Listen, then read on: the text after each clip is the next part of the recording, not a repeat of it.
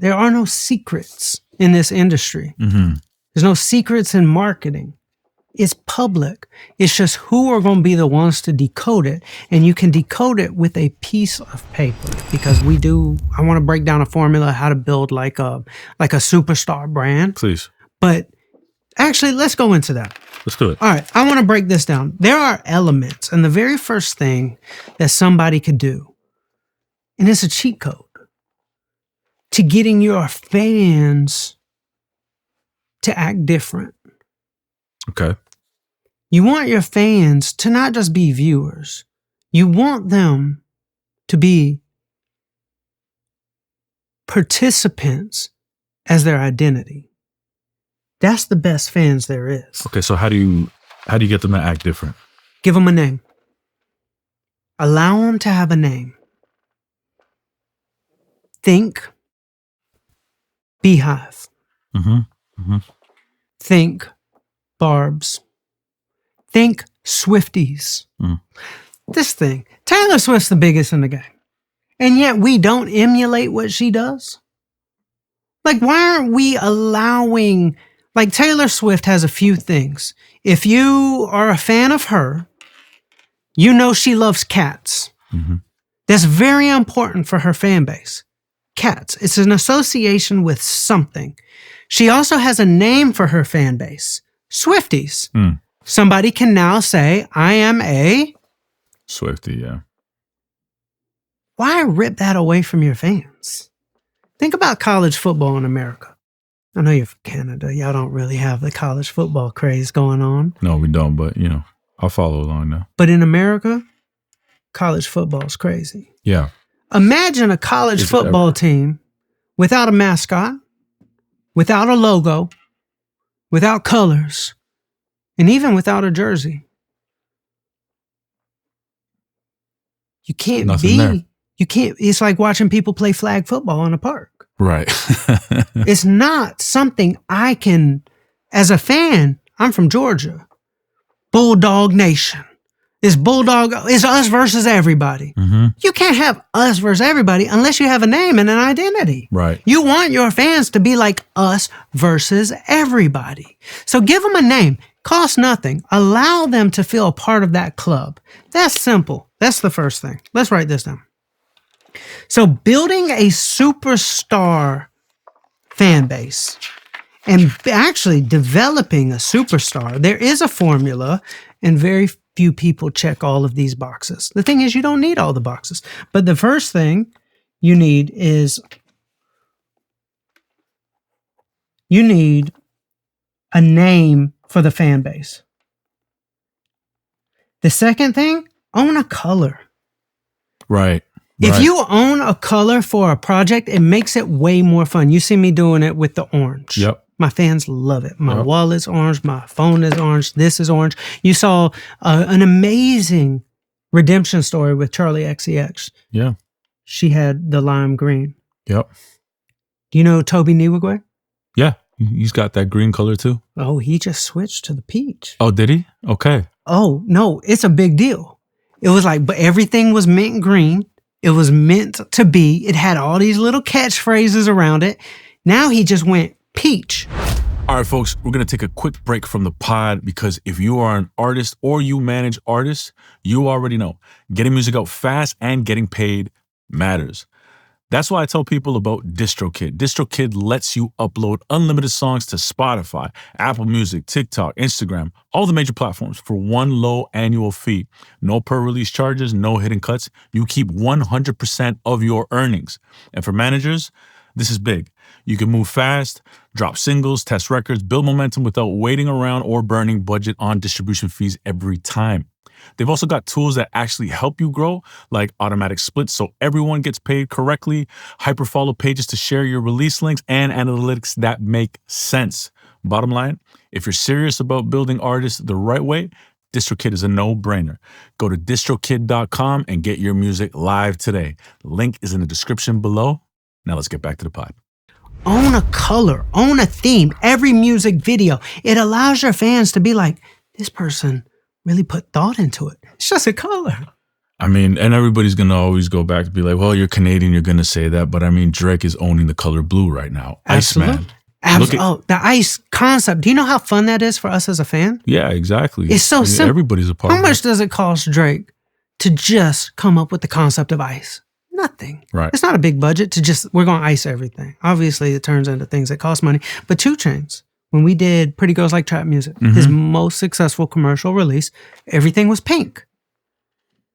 Pink. It's fun. You think about Channel Orange. Like if you just own a color. Charlie XCX.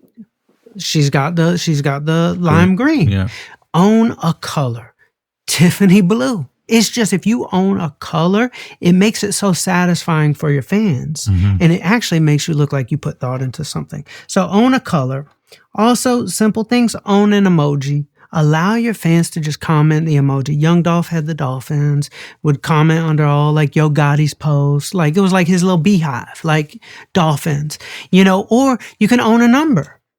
1017 or 1900 or you see what I'm saying? Own something. You got the rocket emoji. I got the rocket emoji. Yeah. I've activated Rocket Gang to go comment on people and I had 2,000 comments under their post. Like Rocket Gang activated. That makes it so fun for the fans. So you can own an emoji. You can own a color. Another thing is an accessory. You want this to be something that is so consistent that somebody can almost dress up as you for Halloween. Right. For example, the Migos became extremely recognizable because of round sunglasses. Anna Wintour, the big glasses and the bob.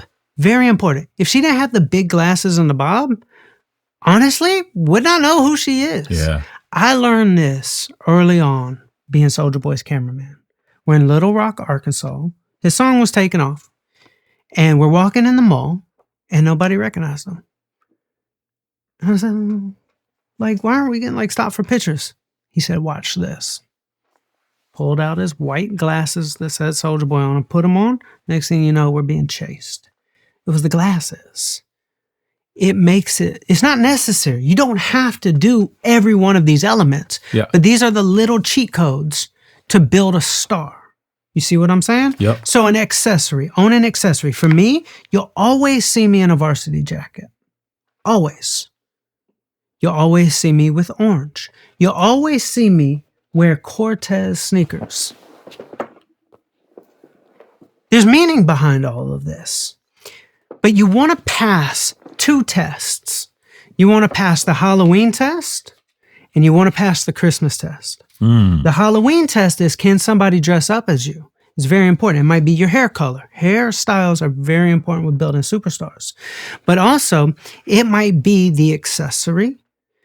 That's Halloween. But what's the Christmas test? What is the Christmas test? People know I love coffee. People know I love varsity jackets. And people know I love Cortezes. People know I love orange. You know exactly what to buy me for Christmas. Okay. If you're buying Taylor Swift a Christmas card, you're not buying her a dog one. You're buying her a cat one. My girlfriend loves wiener dogs.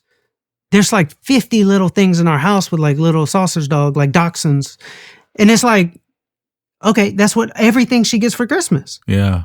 Dachshund shirts, dachshund this. You pass you have to identify with certain things. They're anchors. Right. I love coffee. Everybody gives me coffee gift cards.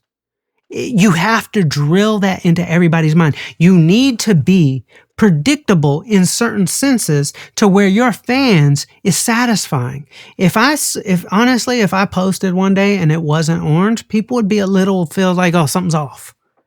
But you go on my page, it's always orange. When 2 Chainz was doing his campaign with Pretty Girls, it was all pink. If he did something that was blue, it'd just feel weird. Do it for campaigns. Change colors, change hairstyles, but own it. Right. Own it. Look at Chappelle Roan before and after. Now, that's a very extreme case. You don't have to go that extreme, but you do want to own something. You see Zara Larsson right now. Glitter. It allows her fans to dress up as her. Also, another one you can do. So we're going to own an accessory.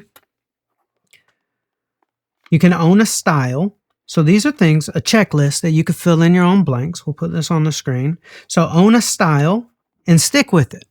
Don't confuse people. The Migos stuck with it. 2 Chainz stuck with it. You even saw when Future went into the like fedora phase. Like he stuck with that for a while. That was a chapter. You see him now with a whole nother chapter of blonde curly hair. Right. So own a style. The next thing, I need you to own a catchphrase. Now I want you to think about wrestlers here. It could be a catchphrase or it could be an ad-lib.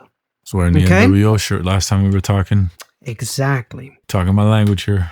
One of the most iconic wrestlers of all time was The Rock. Give me a catchphrase. If you smell what The Rock is cooking. Give me another one of his. Now you put me on the spot. Jabroni, SmackDown. A little bit of that Poontang pie. Come on.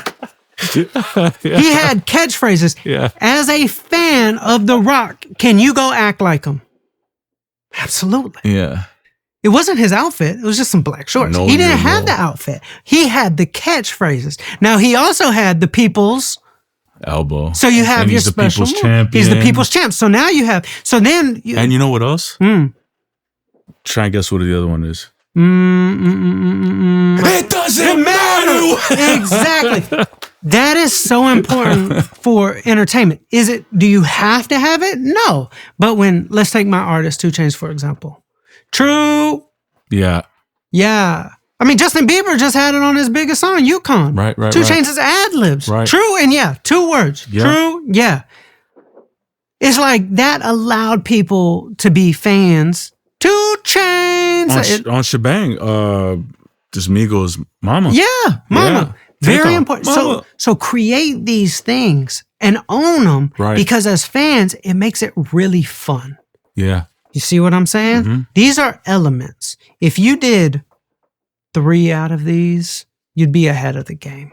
Most people don't have any of these. Most people aren't naming their fan base. They're not owning a color. They're not owning an emoji. They're not owning an accessory. They're not owning a style. They're not owning a catchphrase.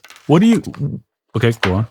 No, let's continue. What were you going to say? I was going to ask you, what are your thoughts though when an artist is listening to this and saying, I don't want to do all this stuff. This stuff sounds corny. You don't have to. Okay. You don't have to. Okay. Drake doesn't have these.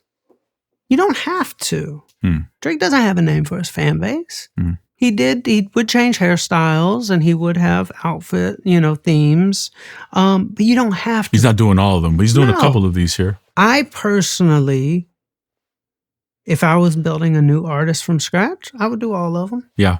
Because it makes it really fun for the fans. Right. Allow the fan to have an identity. I remember when, I was a kid and I was a fan of G-Unit. I had a scooter. I put G-Unit on it. It made it fun for me. I was a little white boy from Atlanta. It just made it fun. If you removed the label G-Unit. Right. It was more like a club for us as fans or Taylor Gang. It made it fun. True. I'm like, that's really fun.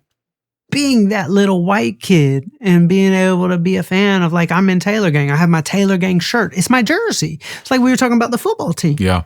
If you don't have the jersey, you don't have the mascot, you don't have the logo, you don't have the catchphrase, I'm an Atlanta Brave. We even have the song. Oh, that's the best part of the whole game. Go to the game. We got this ritual that we do. Imagine, you could even take it to that level and give your fans a ritual to where at the show we do this little ritual. It's like this, right. Or own a number, 316. I remember when Trippie Redd came out, I remember seeing the comments. It was just this number. What was the number associated with Trippie Redd? It was 1,600 or something. Okay. I just saw thousands of comments. Everybody was commenting. That was his little club. Why some artists get away from it, I'm not sure. But these are elements. And if you think about the greatest brand ever existed, you would think people would try to emulate it. But there is the most well-marketed brand in the history of the world. And it's a place. It's called America. Now, America is a marketing engine, and it has a lot of the elements that, honestly, people should take note from. It has catchphrases, land of the free. It has icons, American Eagles and American Pie. It has a song. We sing it before every game. It has its colors. It has its symbols, liberty, land of the free. Like it's just, there's, if you look at anything that is marketed as well as American, you wrote it out and you filled in your own blanks, you would be 99% ahead in marketing than everybody else. That's the cool thing about marketing. There's no secrets. It's all public information. Right. You just have to take notice of it. If you could change your life in a matter of months if you started this one practice. You took anything that was successful. It could be a video on social media that went very viral. And you pulled out a sheet of paper and you drew a line down the middle. And on the left-hand side, you wrote out why that video was successful. What was the intro? What was the next thing? What was it about? And you had this entire list of why that did so good. And then on the right-hand side, you filled in your blanks of how could I do that? You know who did this? He became the biggest actor in the world. At the time, he owed the IRS $2.8 million. He was a rapper. The government seized his house, seized his cars, and he was going broke. And he wanted to become an actor. This is Will Smith. Right. His girlfriend told him, you need to go get around some good energy. He went and started hanging out at the Arsenio Hall show, where actors hang out. Benny Medina saw him there. Benny Medina had an idea for a TV show. He said, I want to take you to Quincy Jones's house. Quincy Jones said, I want you to audition right here in this living room at this party. Cleared out the living room, made him audition. The man's never acted a day in his life. Right.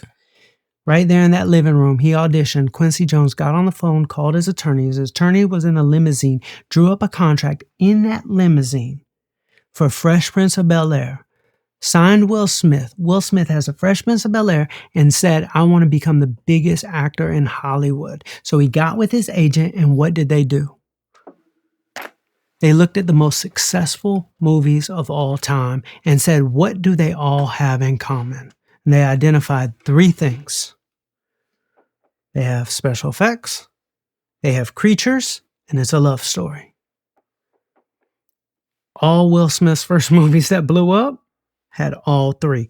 How many times are we scrolling through Instagram and never even take note of why that did so good?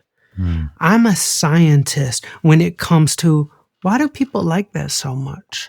I pull out my notebook and I extrapolate. I transcribe. Let me show you. I got it here. Like I even study my own videos. And I'm like, why did that one do good and this one didn't? Mm-hmm. And I'm breaking it down. Yeah, what are some of those videos? So, I'll show you.